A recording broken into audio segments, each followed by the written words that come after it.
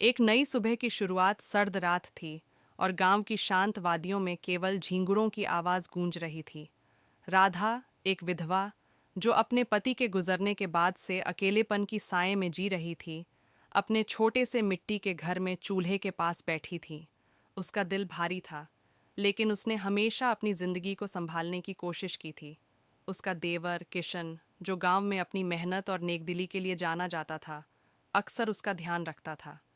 किशन और राधा के बीच का रिश्ता हमेशा से सादगी और सम्मान से भरा था। लेकिन उस रात, जब हवा में ठंडक थी और आसमान में तारे चमक रहे थे, कुछ ऐसा हुआ जो राधा के दिल को छू गया। रात के 11 बजे होंगे। राधा अपने बिस्तर पर लेटी थी। नींद उसकी आंखों से कोसों दूर थी। तभी दरवाजे पर एक हल्की सी खटखट हुई। राधा चौंक गई। इतनी रात को कौन हो सकता था? उसने अपनी चादर लपेटी और दरवाजे की ओर बढ़ी। कौन है? उसने हल्की सी डरी हुई आवाज में पूछा। भाभी, मैं हूं, किशन। बाहर से आवाज आई। राधा ने दरवाजा खोला। किशन बाहर खड़ा था। उसके हाथ में एक छोटा सा लालटेन था, जिसकी मध्यम रोशनी उसके चेहरे पर पड़ रही थी। उसकी आंखों में एक अजीब सी चमक थी जो राधा ने पहले कभी नहीं देखी थी। इतनी रात को, किशन, सब ठीक है ना? राधा ने चिंता से पूछा। किशन ने एक गहरी सांस ली और मुस्कुराया। भाभी, सब ठीक है, बस मन नहीं लगा।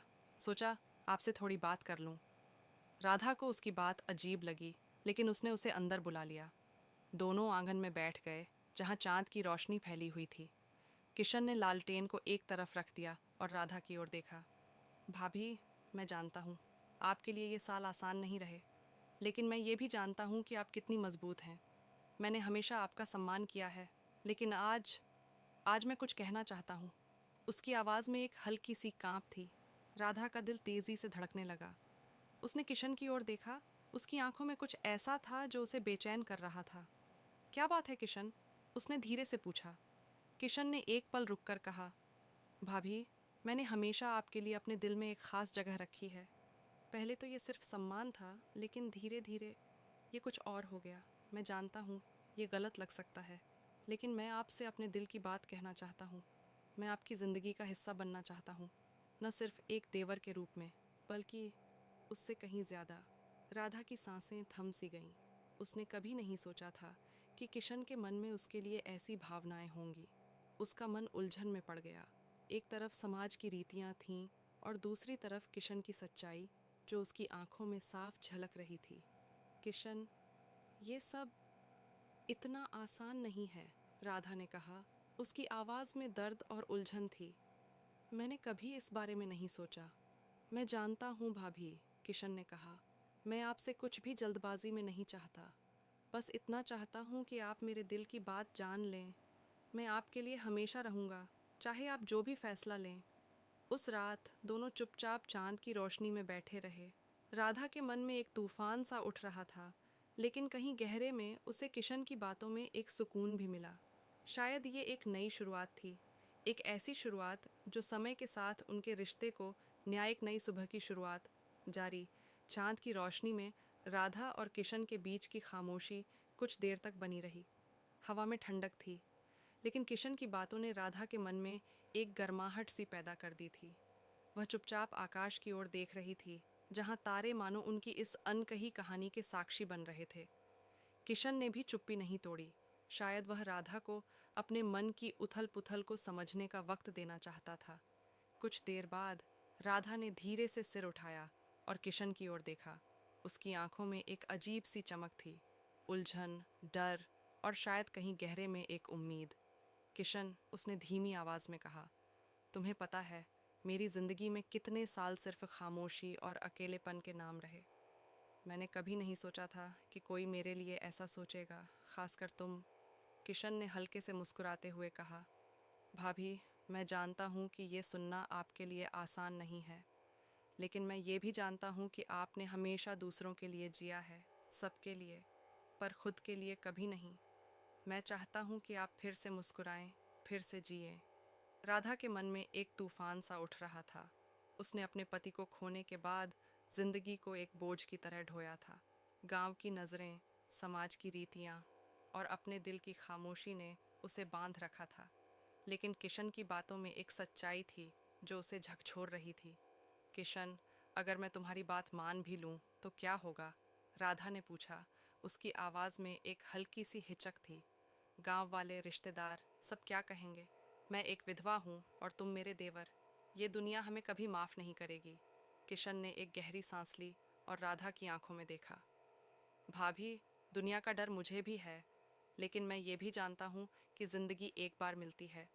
अगर हम अपने दिल की सुनने की हिम्मत नहीं करेंगे तो क्या हम सचमुच जिएंगे? मैं वादा करता हूँ, मैं तुम्हें कभी अकेले नहीं छोड़ूंगा। चाहे दुनिया कुछ भी कहे, मैं तुम्हारे साथ खड़ा रहूंगा। राधा की आंखें नम हो गईं। उसने सालों बाद किसी के मुंह से ऐसी बात सुनी थी जो सिर्फ उसके लिए थी, उसके दिल के लिए। उसने किशन की ओर देखा और पहली बार उसे उसकी मुस्कान में एक सुकून दिखा। किशन ने धीरे से उसका हाथ थाम लिया। उसका स्पर्श गर्म था और उसमें एक अजीब सी ताकत थी जो राधा को बता रही थी कि वह अकेली नहीं है। किशन, मुझे वक्त चाहिए, राधा ने धीरे से कहा। उसका हाथ अभी भी किशन के हाथ में था। मुझे सोचने का समय दो, ये फैसला आसान नहीं है। किशन ने हल्के से सिर हिलाया। भाभी, मैं इंतज़ार करूंगा। जितना वक्त आपको चाहिए उतना लीजिए। मैं बस इतना चाहता हूँ कि आप अपने दिल की सुने। उस रात जब किशन वापस अपने घर लौटा, राधा आंगन में अकेली बैठी रही। चांद अब और चमक रहा था, मानो उसकी उलझनों को सुलझाने की कोशिश कर रहा हो। राधा ने अपने दिल की गहराइयों में झांका। उसे याद आया कि कैसे किशन ने हमेशा उसका साथ दिया था जब वह बीमार पड़ी थी, जब गांव वालों ने उसकी विधवा होने की वजह से ताने मारे थे, जब उसने अकेले में आंसू बहाए थे। किशन हमेशा चुपके से उसका ख्याल रखता था। दिन बीतने लगे। किशन और राधा के बीच की बातचीत अब पहले से ज्यादा गहरी हो गई थी। किशन उसे छोटी छोटी बातों पर हंसाने की कोशिश करता। कभी वह उसके लिए बाजार से उसकी पसंदीदा मिठाई लाता, तो कभी आंगन में बैठकर उसे गांव की पुरानी कहानियां सुनाता। राधा को लगने लगा था कि उसका दिल, जो सालों से खामोश था, अब धीरे धीरे फिर से धड़कने लगा था। एक दिन जब सूरज ढल रहा था और आसमान लाल रंग से रंगा हुआ था, राधा ने किशन को अपने पास बुलाया। किशन, उसने कहा, उसकी आवाज़ में एक नई दृढ़ता थी। मैंने सोच लिया। मैं नहीं जानती कि ये रास्ता आसान होगा या नहीं, लेकिन मैं तुम्हारे साथ चलना चाहती हूँ। किशन की आंखें खुशी से चमक उठीं। उसने राधा का हाथ थामा और कहा, भाभी, मैं वादा करता हूँ, मैं तुम्हें कभी निराश नहीं करूँगा। उस पल सूरज की आखिरी किरणों ने उनके चेहरों को रोशन किया और राधा को लगा कि शायद जिंदगी ने उसे एक नया मौका दिया है, प्यार का, साथ का और एक नई सुबह का। अर्थ दे सकती थी, एक नई सुबह की शुरुआत। जारी, राधा और किशन का फैसला उनके दिलों के बीच एक अनकहा बंधन बन गया था। उस सूरज ढलने के पल ने न सिर्फ उनके रिश्ते को एक नया नाम दिया, बल्कि राधा के मन में बरसों से जमी उदासी को भी पिघलाना शुरू कर दिया। लेकिन गांव की तंग गलियों और चौक चौराहों पर नजरें और बातें तेजी से फैलती थीं। राधा और किशन दोनों जानते थे कि उनकी राह आसान नहीं होगी। फिर भी किशन की आंखों में जो दृढ़ता थी, वह राधा को हिम्मत दे रही थी। अगले कुछ दिन राधा के लिए एक सपने जैसे थे। किशन हर छोटी छोटी बात में उसका ध्यान रखता। सुबह सुबह वह राधा के लिए तुलसी के पौधे के पास पानी का लोटा रख जाता, ताकि उसे दूर कुएं तक न जाना पड़े। कभी वह गांव के मेले से राधा के लिए रंग बिरंगी चूड़ियां लाता, और राधा, जो सालों से सादी साड़ियों में बंधी थी, उन चूड़ियों को देखकर शर्मा उठती। किशन की हर बात, हर हरकत में एक प्यार था जो राधा को फिर से जीने की वजह दे रहा था। एक शाम जब राधा आंगन में मिट्टी के चूल्हे पर रोटियां सेंक रही थी, किशन पास आकर बैठ गया। उसने एक छोटा सा गुलाब का फूल राधा की ओर बढ़ाया। ये आपके लिए भाभी, उसने मुस्कुराते हुए कहा। राधा ने फूल को हाथ में लिया। उसकी खुशबू ने उसके मन को एक अजीब सी ताजगी दी। किशन, तुम्हें नहीं लगता कि हमारी ये कहानी गांव वालों को पसंद नहीं आएगी? राधा ने फूल को सूंघते हुए धीरे से कहा। उसकी आवाज़ में अब डर कम और एक नई हिम्मत ज़्यादा थी। किशन ने गहरी सांस ली और कहा, भाभी, मैंने पहले ही कहा था, मुझे दुनिया की परवाह नहीं। लेकिन अगर आपको डर है तो मैं आपके साथ गांव के बड़े बुजुर्गों से बात करूंगा। मैं उन्हें समझाऊंगा कि हमारा रिश्ता सच्चाई और सम्मान पर टिका है। राधा ने उसकी बात सुनकर हल्के से सिर हिलाया। उसे किशन की बातों पर भरोसा था, लेकिन गांव की रूढ़ियों का डर अभी भी उसके मन में कहीं न कहीं बाकी था। उस रात जब वह अपने बिस्तर पर लेटी थी, उसे अपने पति की याद आई। उसने मन ही मन सोचा, क्या तुम मुझे माफ़ कर दोगे? क्या मैं अपने लिए जीने का हक रखती हूँ? तभी हवा का एक झोंका आया और खिड़की के पास रखा गुलाब का फूल हल्के से हिला। राधा को लगा मानो उसका जवाब मिल गया हो। अगले दिन किशन ने गांव के पंचायत के मुखिया रामलाल जी से मिलने का फैसला किया। वह राधा के साथ गया ताकि दोनों मिलकर अपनी बात रख सकें।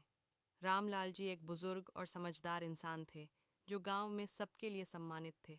किशन ने सारी बात खुलकर बताई, कैसे उसने राधा की जिंदगी में एक नया रंग भरने की कोशिश की और कैसे वह उसका हमेशा साथ देना चाहता है। रामलाल जी ने पहले तो चुपचाप सुना, फिर राधा की ओर देखकर कहा, बेटी, तुमने बहुत दुख देखा है। अगर तुम्हारा दिल किशन के साथ खुश है तो इसमें गलत क्या है? लेकिन गांव की बातें आसान नहीं होती। तुम दोनों को एक दूसरे का साथ मजबूती से निभाना होगा। राधा की आंखें नम थीं, लेकिन उसने दृढ़ता से कहा, मैं तैयार हूँ बाबूजी। मैं बस इतना चाहती हूँ कि मेरी जिंदगी में फिर से खुशियाँ आएं। रामलाल जी ने मुस्कुराकर दोनों को आशीर्वाद दिया। उन्होंने गांव वालों को समझाने का वादा किया ताकि राधा और किशन को कोई परेशानी न हो। उस दिन जब राधा और किशन पंचायत के घर से बाहर निकले तो आसमान में बादल छाए थे, लेकिन राधा के दिल में एक नई रोशनी थी। वक्त बीतता गया। गांव में कुछ लोग अब भी ताने मारते, लेकिन किशन और राधा ने एक दूसरे का हाथ थाम रखा था। किशन ने राधा के लिए एक छोटा सा बगीचा बनाया, जहां वह हर सुबह फूलों को पानी देती और किशन के साथ हंसती बातें करती। धीरे धीरे गांव वालों ने भी उनकी सच्चाई को स्वीकार करना शुरू कर दिया। राधा, जो कभी सिर्फ एक विधवा के रूप में जानी जाती थी, अब किशन की साथी के रूप में गांव की कहानियों में शामिल हो गई थी। एक साल बाद गांव के मेले में राधा और किशन साथ साथ घूम रहे थे। राधा ने पहली बार रंग बिरंगी साड़ी पहनी थी और उसकी कलाइयों में चूड़ियां खनक रही थीं। किशन ने उसकी ओर देखा और कहा, भाभी, तुम्हारी मुस्कान मेरी जिंदगी का सबसे खूबसूरत रंग है। राधा ने शर्माते हुए कहा, किशन, अब मुझे भाभी मत बुलाओ, बस राधा कहो। किशन ने हंसते हुए उसका हाथ थामा और दोनों मेले की भीड़ में खो गए, जहां उनकी प्रेम कहानी अब सिर्फ उनकी नहीं। रात के 12:30 बज चुके थे। मैंने आंखें बंद कर रखी थीं, लेकिन नींद कोसों दूर थी। तभी मेरे कमरे का दरवाज़ा धीरे से खुला। चटकनी की हल्की सी आवाज़ ने मेरे दिल की धड़कनों को और तेज़ कर दिया। मैंने सोने का नाटक किया, पर मेरी सांसें जैसे थम सी गई थीं। मुझे अंदाज़ा था कि वह क्यों आए हैं, फिर भी मैं चुप रही, अपने दिल की उथल पुथल को दबाकर। उस रात जो हुआ वह मेरी जिंदगी का एक नया मोड़ बन गया। मेरा नाम रिया है, उम्र 28 साल। मैं लखनऊ के एक पुराने मोहल्ले में अपने ससुर अखिलेश जी के साथ रहती हूँ। हमारा मकान पुराना है, गलियाँ तंग हैं, लेकिन दिलों में जो तूफान उठ रहा था वह बिल्कुल नया था। 2 साल पहले मेरी सास, माँ जैसी, कैंसर से हमें छोड़ गईं और मेरे पति रोहन 3 साल पहले एक कार हादसे में मुझे अकेला छोड़ गए। तब से मैं और अखिलेश जी इस छोटे से घर में एक दूसरे का सहारा बनकर जी रहे हैं। मैं दिन भर एक कॉल सेंटर में काम करती हूँ। घर लौटकर खाना पीना, बाजार सब संभालती हूँ। अखिलेश जी, जो अब 45 साल के हैं, पहले मोहल्ले के चहेते इंसान थे। उनकी हंसी, उनके किस्से, चौपाल पर उनकी बातों का वजन, सब कुछ गली में गूंजता था। लेकिन माँ के जाने के बाद वह जैसे टूट से गए। दिन भर अपने कमरे में या टीवी के सामने क्राइम शो देखते रहते। उनकी आंखों में एक अनकहा दर्द था जो मुझे रातों को चैन नहीं लेने देता। मैं सोचती, क्या मैं उनके इस दर्द को कम कर सकती हूँ? क्या उनकी जिंदगी में फिर से कोई रंग भर सकती हूँ? एक रात की बात है। रात के करीब 2 बजे मैं पानी पीने उठी। घर में सन्नाटा था, सिर्फ बाहर गली में कुत्तों की आवाजें गूंज रही थीं। अखिलेश जी का कमरा ऊपर था और मेरा नीचे। तभी ऊपर से कुछ गिरने की आवाज आई। मेरा दिल धक धक करने लगा। क्या हुआ? मैं डरते डरते ऊपर गई। उनका दरवाज़ा हल्का सा खुला था।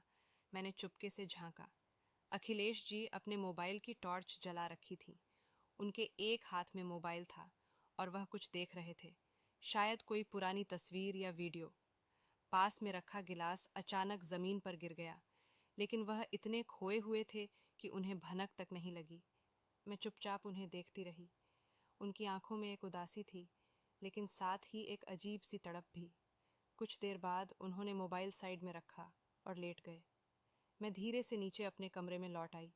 उस रात जो मैंने देखा उसने मेरे दिल में हलचल मचा दी। अखिलेश जी अकेलेपन से जूझ रहे थे, लेकिन अपने दर्द को छिपा रहे थे। मैं सोचने लगी, क्या मैं उनके लिए कुछ कर सकती हूँ? क्या मैं उनके दिल में वो खोया हुआ सुकून ला सकती हूँ?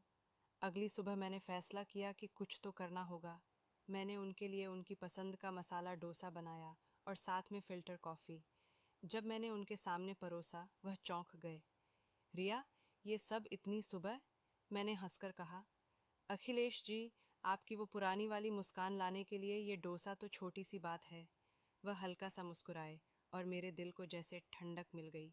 उस दिन के बाद मैंने उनके साथ वक्त बिताना शुरू किया। कभी उनके पुराने दोस्तों को घर बुलाया, कभी शाम को उनके साथ गली में टहलने निकली। एक दिन जब मैं रात को खाना बना रही थी, उन्होंने अचानक कहा, रिया, तू मेरे लिए बेटी जैसी है, लेकिन तेरा दिल क्या कहता है? तू भी तो अकेली है ना? उनकी बात मेरे दिल को छू गई। मैंने धीरे से कहा, अखिलेश जी, अकेलापन तो हम दोनों का है। शायद हम एक दूसरे के लिए वो कमी पूरी कर सकते हैं। एक शाम जब मैं कॉल सेंटर से लौटी, अखिलेश जी आंगन में कुर्सी डालकर बैठे थे। मैं उनके पास गई और बोली, अखिलेश जी, आपको याद है आप कहाँ करते थे कि ज़िंदगी एक गाना है जो हर धुन में बहता है? वह मुझे देखकर बोले, हाँ, पर अब तो मेरा गाना जैसे थम सा गया है। मैंने उनका हाथ पकड़ा और कहा, तो चलिए हम इस गाने में नई धुन जोड़ते हैं। हम एक दूसरे के लिए वो संगीत बन सकते हैं। उस रात जब घर की बत्तियां बुझ गईं, मैंने देखा कि अखिलेश जी मेरे कमरे के पास खड़े थे। उनकी आंखों में हिचक थी, लेकिन एक गहरी चाहत भी। मैंने पूछा, अखिलेश जी, सब ठीक? वह चुप रहे, फिर धीरे से बोले, रिया, तूने आज जो कहा वो मेरे दिल में उतर गया।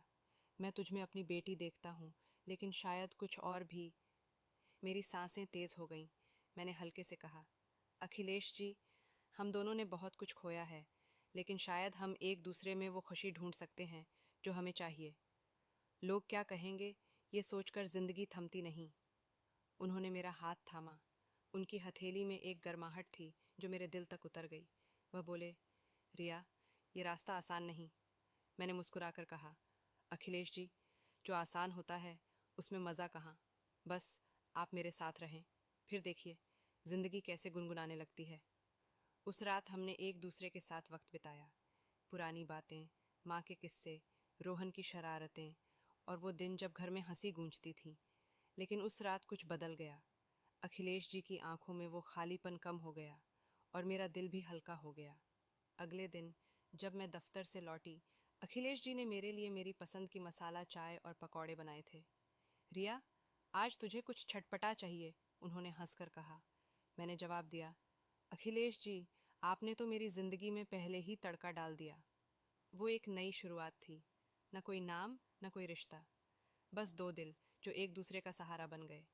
बाहर की दुनिया वही थी, लोग, उनकी बातें, उनका शोर, लेकिन हमारे घर में एक नई सुबह थी, जहाँ रिश्ते नहीं, बस एहसास थे। उस दिन के बाद हमारे घर में जैसे एक नया रंग बिखरने लगा। अखिलेश जी की आंखों में वो पुरानी चमक धीरे धीरे लौट रही थी, और मेरा दिल भी जैसे हर दिन हल्का हो रहा था। मैं कॉल सेंटर से लौटती और अखिलेश जी आंगन में मेरे लिए मसाला चाय या कोई छोटा मोटा नाश्ता तैयार रखते। उनकी वो छोटी छोटी कोशिशें मेरे लिए किसी बड़े तोहफे से कम नहीं थीं। एक शाम की बात है। बारिश हो रही थी और लखनऊ की तंग गलियों में पानी की छप छप की आवाज़ गूंज रही थी। मैं दफ्तर से भीगते हुए लौटी। अखिलेश जी दरवाजे पर खड़े थे। उनके हाथ में एक तौलिया और मेरी पसंद की अदरक वाली चाय थी। रिया, तू भी ना छाता ले जाना भूल जाती है, उन्होंने हल्की हंसी के साथ कहा। मैंने तौलिया लिया और मुस्कुराकर बोली, अखिलेश जी, जब आप मेरी इतनी फिक्र करते हैं तो छाते की क्या ज़रूरत। उनकी आंखों में एक पल के लिए वो गर्माहट चमकी जो मेरे दिल को छू गई। उस रात हम दोनों आंगन में बैठे। बारिश की बूंदें छत पर टप टप गिर रही थीं और हवा में मिट्टी की सौंधी खुशबू थी। मैंने उनकी तरफ देखा और पूछा, अखिलेश जी, आपको याद है आप माँ को कैसे लव लेटर लिखा करते थे? वो किससे सुनाया कीजिए। वह हंसे और उनकी हंसी में वो पुराना जोश था। रिया, वो तो जवानी के दिन थे। तेरी सासू माँ को मैंने पहला लेटर एक गुलाब के साथ दिया था। वो गुस्सा हो गई थीं, लेकिन फिर चुपके से मुस्कुराई थीं। मैंने हंसकर कहा, तो अब आप मेरे लिए एक लेटर लिखेंगे? वह ठिठक गए, फिर धीरे से बोले, रिया, अब तो मेरे अल्फाज तुझ में ही बसते हैं। लेटर की क्या ज़रूरत? उनकी बात ने मेरे दिल में जैसे आग सी लगा दी। मैं चुप रही, लेकिन मेरी आंखें शायद सब कुछ कह रही थीं। उस रात जब मैं अपने कमरे में जाने लगी, अखिलेश जी ने मेरा हाथ पकड़ा। उनकी उंगलियों में वो गर्माहट थी जो मेरे पूरे वजूद को सुकून दे रही थी। रिया, उन्होंने धीरे से कहा, तूने मेरी जिंदगी में फिर से बारिश ला दी। लेकिन ये रास्ता, क्या हम सही जा रहे हैं? मैंने उनकी आंखों में देखा और कहा, अखिलेश जी, दिल का रास्ता कभी गलत नहीं होता। लोग क्या कहेंगे, ये सोचकर हम अपने दिल की बात दबा लें तो क्या जीना बाकी रह जाएगा? उस रात हमने कोई जल्दबाजी नहीं की। हम बस एक दूसरे के करीब बैठे, पुरानी यादों को ताज़ा किया। अखिलेश जी ने बताया कि कैसे वह और माँ हर बारिश में छत पर चाय पीते थे। मैंने कहा, तो चलिए, कल हम भी छत पर चाय पियेंगे। वह मुस्कुराए और बोले, रिया, तू सच में मेरी जिंदगी में एक नई धुन ले आई है। अगले दिन मैंने दफ्तर से जल्दी छुट्टी ली। घर लौटते वक्त मैंने बाजार से अखिलेश जी की पसंद की मिठाई, रसगुल्ले खरीदे। घर पहुंचकर मैंने देखा कि अखिलेश जी ने छत को सजा रखा था। पुरानी कुर्सियों पर रंग बिरंगे तकिए और एक छोटा सा रेडियो जिसमें पुराने गाने बज रहे थे। ये क्या अखिलेश जी? मैंने हंसकर पूछा। वह शर्माते हुए बोले, सोचा तुझे बारिश में चाय पिलाऊं, जैसे पुराने दिन थे। मेरे दिल में जैसे तितलियां उड़ने लगीं। हम छत पर बैठे। बारिश की हल्की फुहारें थीं और रेडियो पर रिमझिम गिरे सावन बज रहा था। मैंने उनकी तरफ देखा और कहा, अखिलेश जी, ये मेरी जिंदगी के सबसे खूबसूरत पल हैं। उन्होंने मेरी आंखों में देखा और धीरे से कहा, रिया, तू मेरे लिए सिर्फ बेटी नहीं, मेरे दिल की धड़कन बन गई है। उनकी बात सुनकर मेरी आंखें नम हो गईं। मैंने उनका हाथ थामा और कहा, तो फिर ये धड़कन कभी रुकने न दें। उस रात जब हम छत से नीचे आए, अखिलेश जी ने मेरे माथे पर एक हल्का सा चुंबन दिया। वो पल इतना कोमल, इतना पवित्र था कि मेरे दिल में जैसे सारी दुनिया की खुशी समा गई। हमने कोई सीमा नहीं लांघी, बस एक दूसरे के दिलों को थाम लिया। अगले कुछ हफ्तों में हमारा रिश्ता और गहरा हो गया। अखिलेश जी फिर से गली की चौपाल पर अपने दोस्तों के साथ हंसने लगे। मैं जब दफ्तर से लौटती तो वह मेरे लिए कोई नई रेसिपी बनाकर रखते। एक दिन उन्होंने मेरे लिए एक छोटा सा गुलाब का पौधा लाकर कहा, रिया, ये तेरा है, जैसे तूने मेरे सूखे हुए दिल में फिर से फूल खिलाए। मैंने वो पौधा लिया और उनकी आंखों में देखकर कहा, अखिलेश जी, ये फूल हम दोनों का है, हम इसे साथ मिलकर खिलाएंगे। बाहर की दुनिया में लोग अब भी बातें करते थे। कुछ ने हमें स्वीकार किया, कुछ ने नज़रें फेर लीं, लेकिन हमारे छोटे से घर में एक नई दुनिया बस रही थी, जहाँ न कोई नाम था, न कोई रिश्ता, बस दो दिल थे जो एक दूसरे की धड़कन बन गए थे। रात के 1 बजे धड़कनें तेज थीं। तभी मेरे कमरे का दरवाज़ा धीरे से खुला और चटकनी की आवाज़ आई। मुझे अंदाज़ा था कि वह क्यों आए हैं। मैं चुप रही, सांसें थामे, अपने दिल को समझाने की कोशिश करती रही। उस रात जो हुआ, वह मेरी जिंदगी का एक नया अध्याय बन गया। मेरा नाम रिया है, उम्र 26 साल। मैं अपने ससुर रमेश जी के साथ लखनऊ के एक पुराने मोहल्ले में रहती हूँ। हमारा मकान पुराना है, गलियाँ तंग हैं, लेकिन दिलों में जो उथल पुथल चल रही है वह बिल्कुल नई है। 2 साल पहले मेरी सास सुनीता माँ को बीमारी ने हमसे छीन लिया। मेरे पति अर्जुन तो 4 साल पहले एक कार दुर्घटना में मुझे अकेला छोड़ गए। तब से मैं और रमेश जी इस छोटे से घर में एक दूसरे का सहारा बने हुए हैं। मैं दिन भर एक बीपीओ में काम करती हूँ। घर लौटकर खाना, बाजार और बाकी जिम्मेदारियां संभालती हूँ। रमेश जी कभी मोहल्ले के सबसे हंसमुख इंसान हुआ करते थे। उनकी गहरी आवाज़ और ठहाके गलियों में गूंजते थे। हर शाम चौपाल पर उनके दोस्तों का जमावड़ा लगता था, लेकिन माँ के जाने के बाद वह जैसे टूट से गए। दिन भर अपने कमरे में या टीवी पर क्राइम शो देखते रहते। उनकी आंखों में एक गहरी उदासी थी जो मुझे रातों को चैन नहीं लेने देती थी। मैं सोचती, क्या मैं उनके इस दर्द को कम कर सकती हूँ? क्या उनकी ज़िंदगी में फिर से रौनक ला सकती हूँ? एक रात करीब 2:30 मैं पानी पीने उठी। घर में सन्नाटा था। बाहर सड़क पर कुत्तों की भौंकने की आवाजें गूंज रही थीं। रमेश जी का कमरा ऊपर था, मेरा नीचे। तभी ऊपर से कुछ गिरने की आवाज आई। मेरा दिल जोर से धड़का। क्या हुआ? डरते डरते मैं दबे पांव ऊपर गई। उनका दरवाजा हल्का सा खुला था। मैंने चुपके से झांका। रमेश जी अपने मोबाइल की टॉर्च जला रखी थी। एक हाथ में मोबाइल था और वह कुछ देख रहे थे। दूसरा हाथ शायद कुछ और कर रहा था। तभी उनके पास रखा स्टील का गिलास जमीन पर गिर गया, लेकिन वह इतने खोए थे कि उन्हें भनक तक नहीं हुई।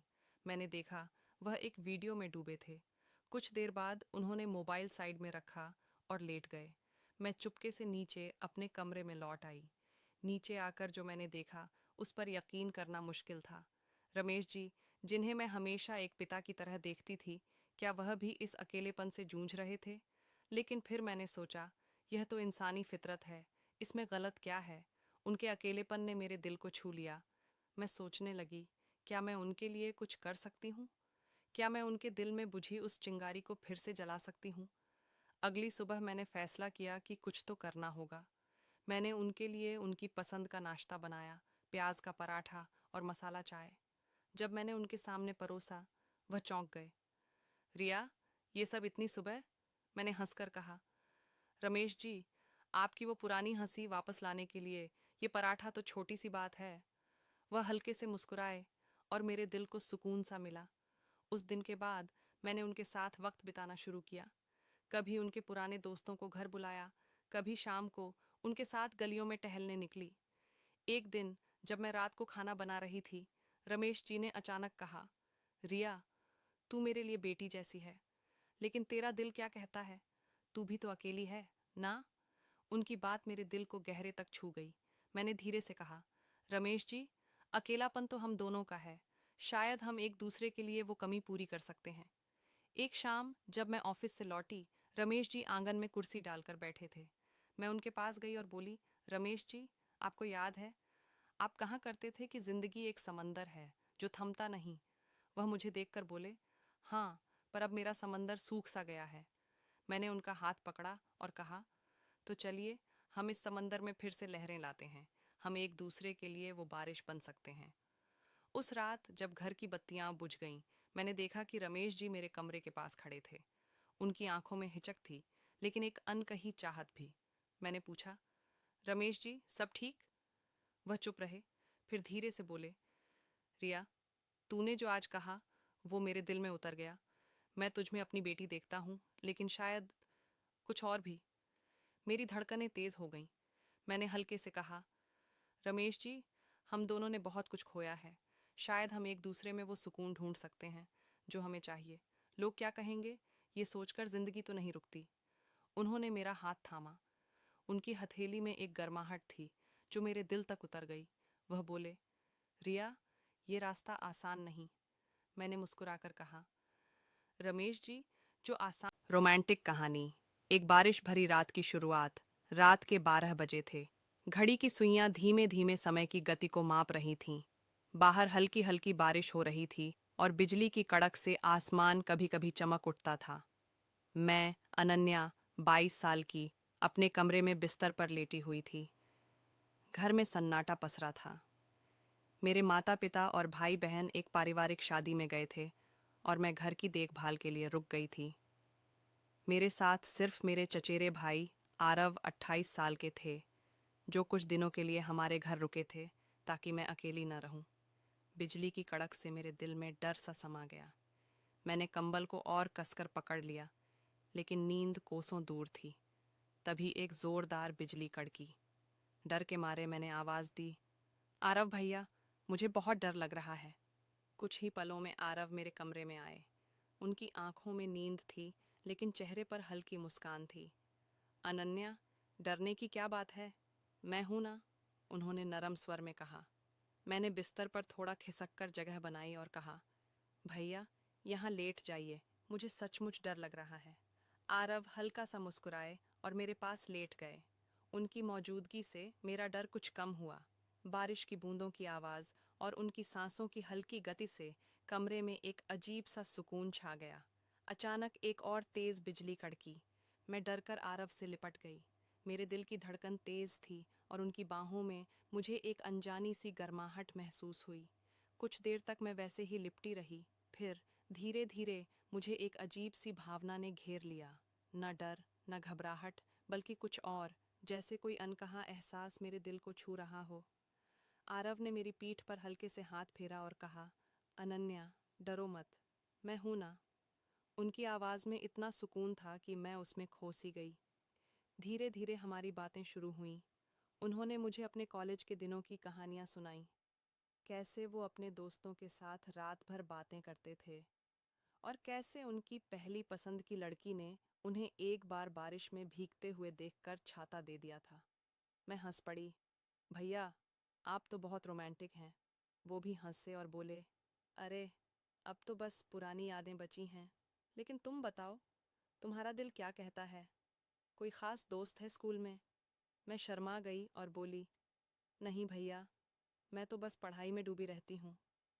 उनकी आंखों में एक चमक थी, जैसे वो मेरे शब्दों के पीछे की अनकही बातों को पढ़ रहे हों। उस रात हम बातें करते करते सो गए। सुबह जब मैं उठी तो आरव पहले ही उठकर नाश्ता बना रहे थे। मैंने हैरानी से पूछा, भैया, आप किचन में? वो हंसे, हाँ, तुझे डर से बचाने के बाद अब भूख से भी बचाना है। उनकी इस बात पर मेरी हंसी छूट गई। उस दिन हमने साथ में नाश्ता किया और फिर वो अपने काम पर चले गए। शादी का सीज़न और अनन्या का अकेलापन। जून का महीना था। गर्मी अपने चरम पर थी और शादियों का मौसम भी जोरों पर था। मेरे घर में खाला की बेटी की शादी थी और सबको वहाँ जाना था। लेकिन घर को अकेला छोड़ना ठीक नहीं था, क्योंकि चोरी का डर रहता था। सबने मिलकर फैसला किया कि मैं घर पर रुकूंगी। मुझे शादी में जाने की बहुत इच्छा थी, लेकिन घर की जिम्मेदारी के आगे मैंने हामी भर दी। पापा ने आरव को फ़ोन किया, आरव, कुछ दिन के लिए अनन्या के साथ हमारे घर रह सकते हो? वो अकेली है और हमें उसकी चिंता है। आरव तुरंत तैयार हो गए। अंकल, चिंता न करें, मैं रात को घर आ जाऊंगा और अनन्या की देखभाल करूंगा। आरव की शादी 2 साल पहले हो चुकी थी, लेकिन उनकी पत्नी अपने मायके गई थी, इसलिए वो अकेले थे। शाम को जब सब शादी के लिए निकल गए, मैं घर में अकेली थी। तभी आरव का फ़ोन आया। अनन्या, खाने में क्या खाएगी? मैंने हंसते हुए कहा, भैया, कुछ तीखा और स्वादिष्ट, जैसे पनीर टिक्का। वो बोले, ठीक है, मैं ले आता हूँ। जब वो आए तो उनके साथ पनीर टिक्का और ढेर सारी मिठाइयाँ भी थीं। मैंने रोटी और चावल पहले ही बना लिया था। हमने साथ बैठकर खाना खाया। आरव ने मुझसे कहा, अनन्या, तुम अब पहले से भी ज़्यादा खूबसूरत हो गई हो। उनकी तारीफ सुनकर मेरे गाल लाल हो गए। मैंने हंसकर कहा, भैया, आप भी तो कम हैंडसम नहीं हैं। चाची कितनी लकी हैं। वो हंसे और बोले, अरे, शादी के बाद तो बस काम और घर की भागदौड़ है, लेकिन तुम्हारी हंसी देखकर पुराने दिन याद आ गए। खाने के बाद हम देर तक बातें करते रहे। रात के 1 बजे तक हम हंसते बतियाते रहे। आरव की बातों में एक अजीब सा जादू था। वो हर पल को हल्का और खुशनुमा बना देते थे। फिर मैं अपने कमरे में सोने चली गई और वो अपने कमरे में। एक अनकहा एहसास। अगले दिन सुबह मैं जल्दी उठी और नाश्ता बनाने लगी, लेकिन आरव अभी भी सो रहे थे। मैंने उन्हें आवाज़ दी, भैया उठिए, आपको लेट हो जाएगा। जब वो नहीं उठे तो मैं उनके कमरे में गई। उनकी नींद में एक मासूमियत थी जो मुझे देखते ही रहने को मजबूर कर रही थी। मैंने हल्के से उनकी चादर खींची और वो एकदम से उठ बैठे। अरे अनन्या, इतनी सुबह? मैं हंस पड़ी और बोली, भैया, नाश्ता तैयार है, जल्दी नहा लीजिए। उस दिन घर में अकेलेपन का एहसास हुआ। मैंने पेंटिंग की, फिर फ़ोन चलाया और कब सो गई पता ही नहीं चला। जब उठी तो देखा कि आरव के आने का समय हो गया था। मैंने जल्दी से नहाया और अपनी पसंदीदा नीली ड्रेस पहनी। ये ड्रेस मेरे शरीर पर पूरी तरह फिट थी और मुझे बहुत पसंद थी। जैसे ही मैं कमरे से बाहर आई, आरव की नज़र मुझ पर ठहर गई। वाह अनन्या, ये ड्रेस तो तुम पर कमाल लग रही है, उन्होंने कहा। उनकी तारीफ में एक गहराई थी जो मेरे दिल को छू गई। उस रात बिजली चली गई। गर्मी से मैं पसीने में भीग चुकी थी। आरव ने अपने फ़ोन की टॉर्च जलाई और बोले, अनन्या, गर्मी बहुत है, चलो खाना बनाते हैं। हमने मिलकर खाना बनाया। किचन में काम करते हुए उनकी नज़रें बार बार मुझ पर रुक रही थीं। मुझे उनकी नज़रों में एक अनकहा सा आकर्षण दिख रहा था, लेकिन मैंने खुद को संभाला। वो मेरे चचेरे भाई थे और मैं नहीं चाहती थी कि मेरे मन की उलझनें गलत दिशा में जाएं। खाना बनने के बाद मैंने फिर से नहाया और एक हल्की नाइटी पहनी। जब मैं छत पर गई जहां हमने सोने का फैसला किया था, तो आरव मुझे देखकर चुप हो गए। अनन्या, तुम सचमुच बहुत खूबसूरत हो, उन्होंने धीमे स्वर में कहा। मैं शर्मा गई और बोली, भैया, आप भी तो कम नहीं हैं। एक नई शुरुआत उस रात छत पर लेटे हुए हमने ढेर सारी बातें की। आरव ने मुझसे पूछा, अनन्या, तुम्हारा सपना क्या है? तुम जिंदगी में क्या चाहती हो? मैंने कहा, भैया, मैं चाहती हूँ कि मेरी जिंदगी में प्यार हो, सुकून हो, कोई ऐसा जो मुझे समझे, मेरे सपनों को सपोर्ट करे। वो मुस्कुराए और बोले, तुम्हें ऐसा इंसान जरूर मिलेगा। तुम्हारा दिल बहुत खूबसूरत है। उनकी बातों ने मेरे दिल को छू लिया। उस रात हमारी बातों में एक गहरी दोस्ती और विश्वास का रिश्ता बन गया। मैंने महसूस किया कि आरव सिर्फ मेरे भाई नहीं, बल्कि एक ऐसे दोस्त थे जो मेरे हर डर, हर सपने को समझते थे। कुछ दिन बाद जब मम्मी पापा लौटे, तो मैंने अपनी जिंदगी के बारे में गंभीरता से सोचना शुरू किया। मैंने फैसला किया कि मुझे अपने सपनों को पूरा करना है। मैंने कॉलेज में दाखिला लिया और अपनी पढ़ाई पर ध्यान दिया। आरव मेरे लिए हमेशा एक प्रेरणा बने रहे। वो अक्सर मुझे फ़ोन करके मेरी पढ़ाई और सपनों के बारे में पूछते। उनकी बातें मुझे हमेशा हिम्मत देती थीं। समय बीता और एक दिन मम्मी ने मुझसे शादी की बात की। मैंने उनसे कहा, मम्मी, मैं अभी अपने करियर पर ध्यान देना चाहती हूँ, लेकिन जब भी शादी करूँगी वो किसी ऐसे इंसान से होगी जो मेरे सपनों को समझे। मम्मी मुस्कुराईं और बोलीं, बेटी, तुम्हें ऐसा इंसान ज़रूर मिलेगा। आज मैं अपनी ज़िंदगी में खुश हूँ। मैंने अपने सपनों को सच करने की राह चुनी। और आरव, वो मेरे लिए हमेशा एक ख़ास इंसान रहेंगे, न सिर्फ मेरे भाई, बल्कि एक ऐसे दोस्त के रूप में जिन्होंने मुझे मेरे डर से निकलकर अपने सपनों की ओर बढ़ना सिखाया।